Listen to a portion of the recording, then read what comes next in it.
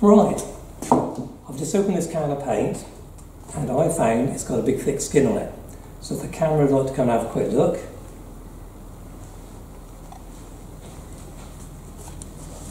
So I'll give it a little poke. There we are, a big thick skin.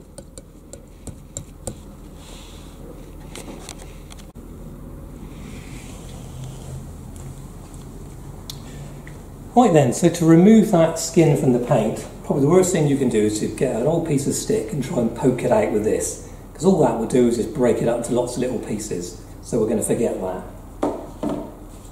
So what I tend to use is either one of these two things, like a small scraper or one of these little putty knives, okay? And how I'm going to use it, I'm going to go inside the tin and I'm going to go up and down in sort of a chopping motion like this. So if the camera wants to come a bit closer,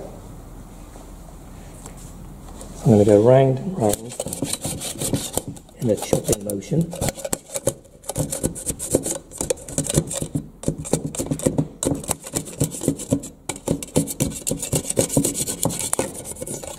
Like that.